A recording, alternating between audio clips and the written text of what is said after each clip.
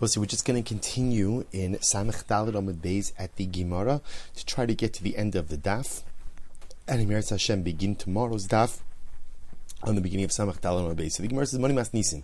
So if you remember again in the Mishnah, so the Mishnah said that Halacha L'Maisa went through the different amounts that a husband is obligated to give his wife over the course of a week of support. So the Mishnah said, one of the things the Mishnah said was 2 calves of wheat. So says the Gemara, Moni Mas Nisin, who does our Mishnah go according to? Lo Rabbi Yochanan ben Baruch v'lo Rabbi Shimon. Doesn't go according to Rabbi Yochanan ben Baruch or Rabbi Shimon. How so? The Gemara says as follows. So the Gemara, this now we learned in the Mishnah, the Kama Shiuro. So Kama Shiuro, the Mishnah over here is a Mishnah from Maseches Eruvin. So the Gemara is talking about over here how much food do you have to include for an Erev Tchumen? How much food for an Erev Tchumen? So the Gemara says, Mazon shtei sudos techol echad ve'echad.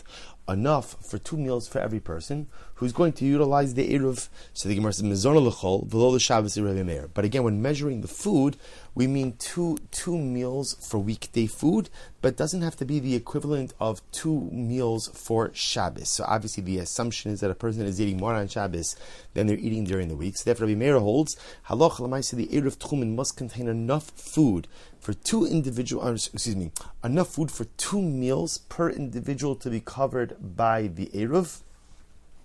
Shabbos meals, not weekday meals. Rabbi Yehuda says no, l'Shabbos v'lo l'chol.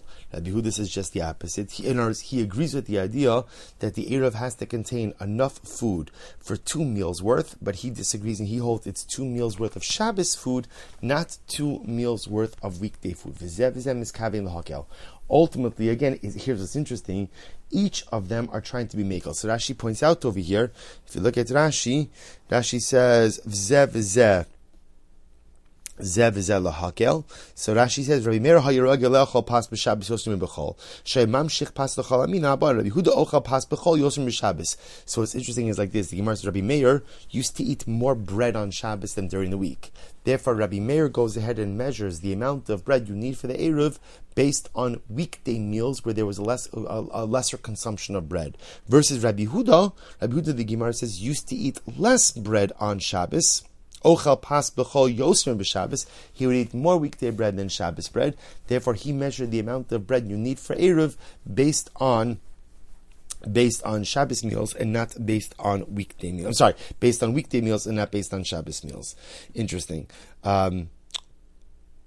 Right, just the opposite. Rabbi Yehuda used to eat more bread during the week, more than on Shabbos, and therefore again he would measure it by Shabbos meals, not by weekday meals. Good.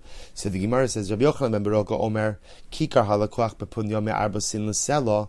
So Rabbi Yochanan ben Baruch says, how much bread do you need for Erev Tchumen? So this is interesting. It's a loaf of bread that you could buy for a pundion, when ultimately, again, for sa'ah of grain, you could buy for a selah. Rabbi Shimon says, Shtei yados l'kikar, mishalosh kikaros l'kav. So Rabbi Shimon, on the other hand, says that halacha l'maisa, how much bread do you need for Erev? So enough. So listen to this idea. Essentially, it's 2/3 of a loaf. Ultimately, again, when they are 3 to a kav. So they're all just giving different measurements. So the Gemara says, now what's interesting is once we give this share, remember the topic over here is Erev Tchumen. So the Gemara says, once we're measuring out these loaves for Erev Tchumen, Chetzia lebayis hamanuga. Ultimately, again, halacha l'maisa, half of that amount, right? Half of that loaf. I should say differently. The halacha is if you walk into a house that has tsaras, if you spend enough time in such a home, then halacha l'maisa,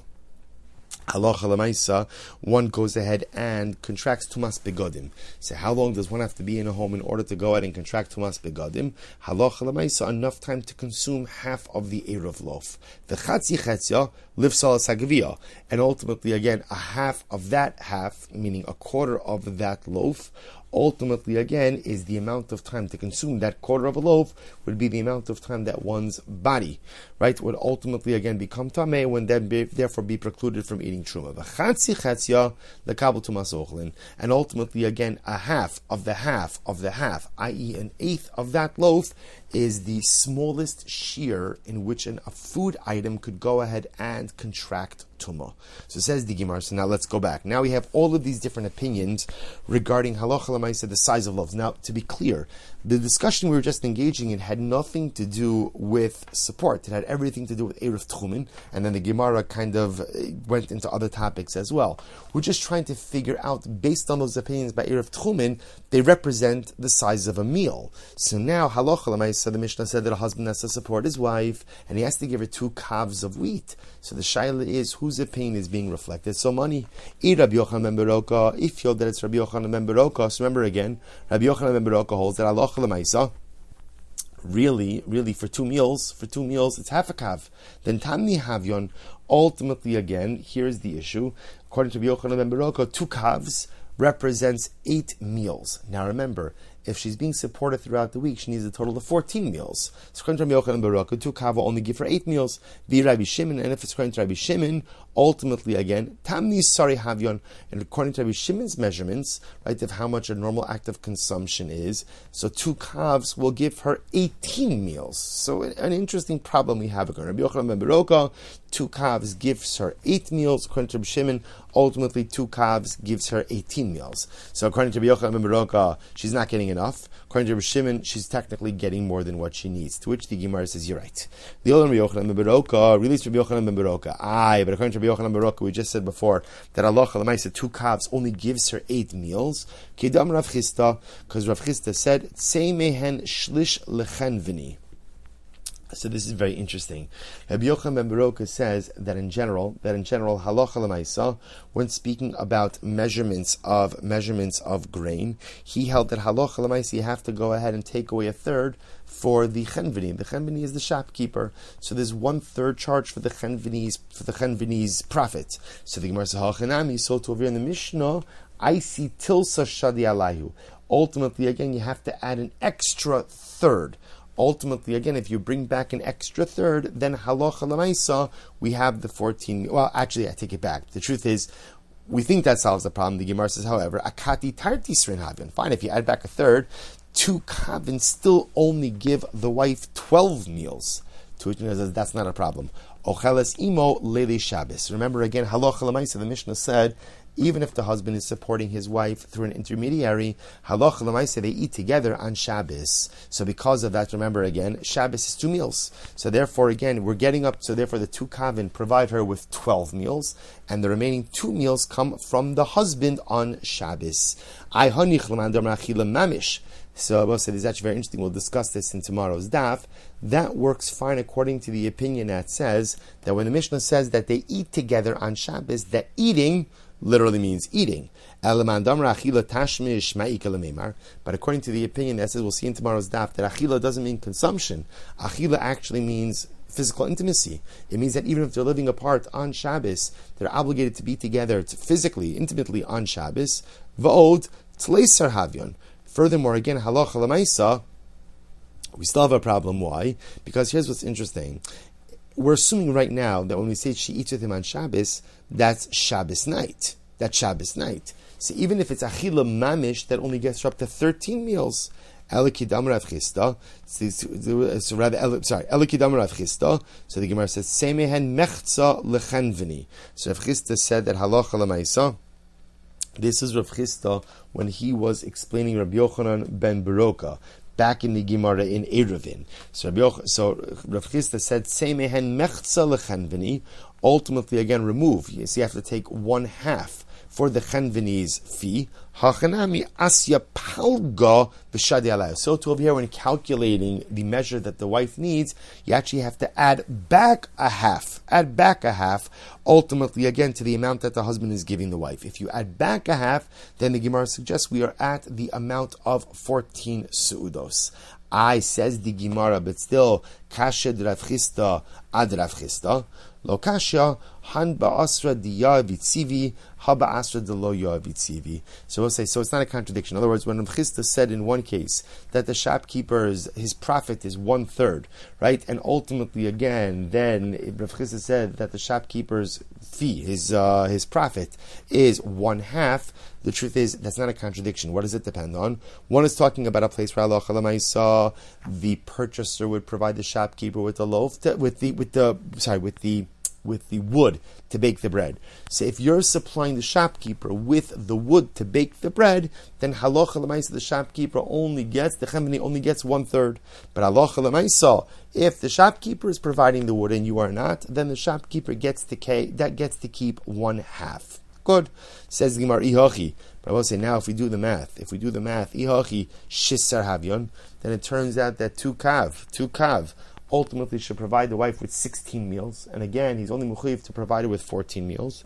The Gemara says, Kiman, Kidnab Chidkiya, the Amar Arba Suudos Chayiv Adam Lechal B'Shabbos. Fascinating. Shabbos say, could be, maybe it's 16, and maybe it goes according to Chidka. What did Chidka say? Chidka said that a person is obligated to eat 4 Suudos on Shabbos. 4 Suudos on Shabbos. Fascinating. To which the Gemara says, Afil Tim Rabbanon. The truth is, the Mishnah could still work according to the Rabbanon. How so? Dal Chadal La'archi Uparchi. Ultimately, again, the Gemara says, even if you go ahead and halacha l'maisa, you eat 3 meals on Shabbos. So therefore, again, right, that'll get me up to 15.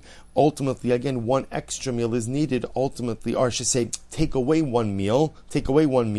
Ultimately, for the guests. Remember, again, we had these terms before. Archi and parchi are different types of guests. Archi are guests that stay for a longer amount of time. Parchi, like pareach, are guests that stay for a shorter amount of time. Hashta da asis lahachi. But now that you're saying this, afilu tim Rabbi Shimon, it could even go according to Rabbi Shimon. Why? Now, I'll say, remember, Rabbi Shimon was the one who said that 2 calves contain 18 meals. The Rabbanon dal tlas la'archi uparchi. According to the Rabbanon, ultimately go ahead and take away 3 meals for archi and parchi.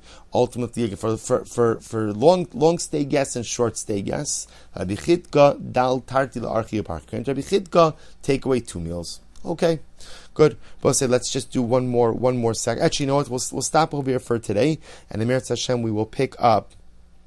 We'll pick up with Amar Rabbi Yossi. Actually, let's do it now. Amar Rabbi Yossi, lo pasak se'orin. Rabbi Yossi says, so remember again, the Mishnah spoke about the allotment of barley. So Rabbi Yossi said that halacha l'maisa, no one except Rabbi Yishmael ever went ahead and allotted barley. Why? Because Rabbi Yishmael lived next to Edom. So the Gemara says, what does that mean? Only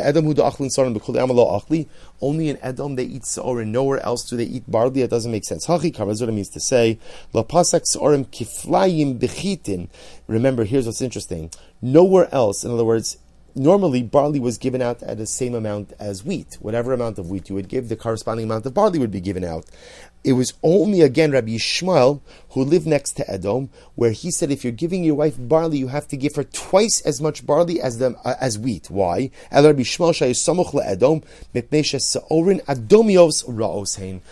did he say that? Halacha l'maisa, you have to go ahead and give her twice as much barley as wheat, because in Edom apparently the barley was of inferior quality, and therefore you have to give her twice as much barley in order to make up for the inferior quality. All right, Abosai, shkoyach.